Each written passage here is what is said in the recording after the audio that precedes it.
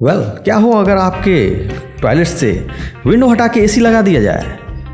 क्या हो अगर आपके घर में ईंट तोड़ के वुड की फिनिशिंग कर दी जाए, यानी कि आपके घर तोड़ के और लकड़ी का बना दिया जाए? जी हाँ, यही अंतर है हमारे इंडिया और यूएसए में। आज ऐसे महत्वपूर्ण बातें याद करेंगे और जानेंगे कि 12 ऐसे तरीके जो हमारे इंडिया यूएसए से बेहतर भी है और यूएसए इंडिया से बेहतर है। तो आइए शुरुआत करते हैं।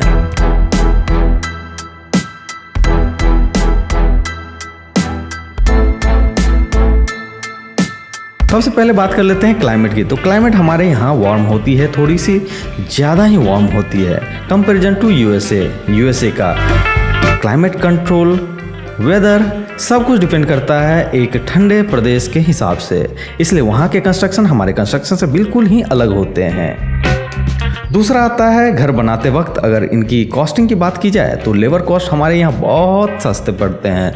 मान लीजिए अगर यहाँ पे 300 रुपये पर डे लेता है तो वहाँ पे 50 से $40 पर आवर चार्ज होती है, इसलिए वहाँ पे ब्रिक वर्क बनाना बहुत ही ज़्यादा हानिकारक और मुश्किल हो जाता है। वही हमारे चाचा खाते पीते घर से होते हैं, इसलिए खाते खाते ही घर बना देते हैं। वहाँ पे खाने के लिए अलग, रहने के लिए अलग, और वहाँ की कॉस्टिंग बहुत ही अलग होती है।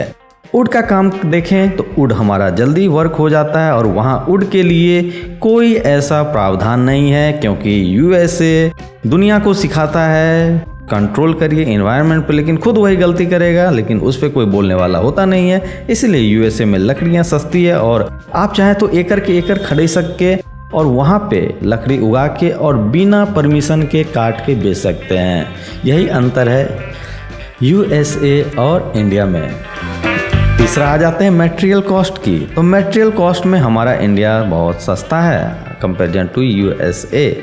वहाँ पे हर एक चीज़ का पेमेंट ओवर से दोवर दी जाती है। वहाँ पे अगर बात कर लें सरिये सीमेंट की तो वो भी थोड़े महंगे हो जाते हैं एज कम्पेयर टू यहाँ हमारे यहाँ।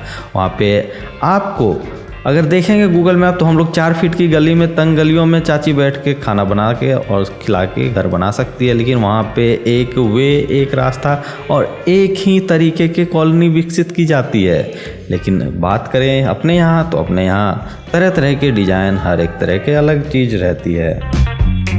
अगला आता है इलेक्ट्रिसिटी फिटिंग के बारे में। तो जहां हमारे यहाँ स्विचों की कमी नहीं होती है, हर एक बल्ब के लिए अलग स्विच होगी।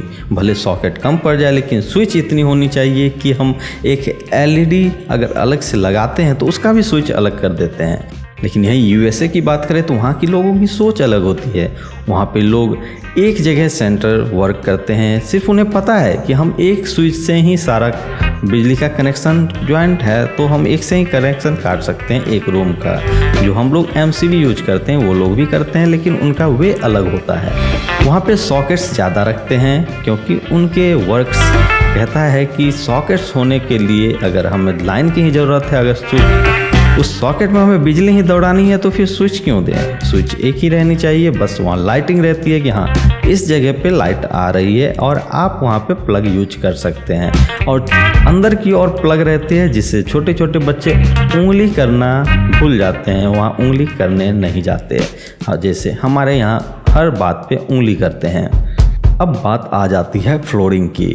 फ्लोरिंग बहुत ही अहम भूमिका निभाती है हमारे घर के लिए, जहाँ हम लोग इंडियंस एक फ्लोरिंग के लिए परमानेंट सॉल्यूशन ढूंढते हैं कि बार बार उसके पीछे हम लोग जाए ना, तो टाइल्स, ग्रेनाइट, मार्बल लगा लेते हैं। यही बात कर ली जाए यूएसए की तो वहाँ पे कारपेट यूज की जाती है। हर एक घर में अलग तरह के कारपेट जो बहुत ही रंग बिरंगे और सुनहरे होते हैं। लेकिन किचन की बात करें तो किचन में भी थोड़ी दिक्कत आती है, क्योंकि वहाँ पे किचन में अगर गंदा गिर गया तो कारपेट साफ करते करते उनका दिन निकल जाएगा और डॉलर कमा नहीं पाएंगे, इसलिए वहाँ पे वुड फिनिशिंग की जाती है।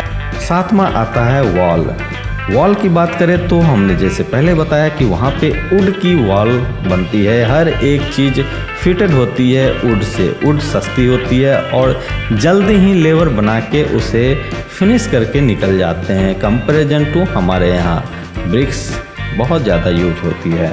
फर्नीचर की बात करें तो फर्नीचर जैसे हमारे इंडिया में 2 तरह के अगर किराए पर मकान लेंगे तो एक फुल फर्निश्ड होती है, एक अनफर्निश्ड होती है। फुल फर्निश्ड की बात करें तो आपको बना बनाया और सारा फर्नीचर सेटअप करके दिया जाता है, बस किराए से आपको मतलब है।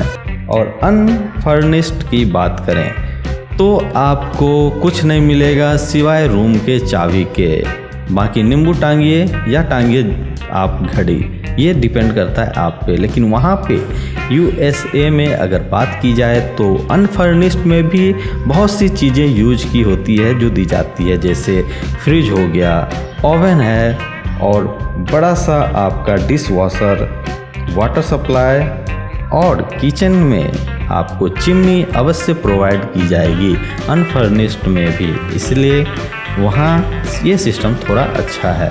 बात कर लेते हैं वाटर सप्लाई की। तो वाटर सप्लाई है वहाँ पे 24 आवर आपको देखने को मिलेंगे। हमारे यहाँ वाटर सप्लाई ग्राउंड वाटर से ली जाती है तो हमें वाटर की चिंता नहीं रहती, लेकिन वहाँ पे 24 आवर वाटर आपको फ्रेश वाटर मिलेगी और वो पे एंड यूज के हिसाब से, जिसमें दोनों तरह से आते हैं, ठंडा और गर्म।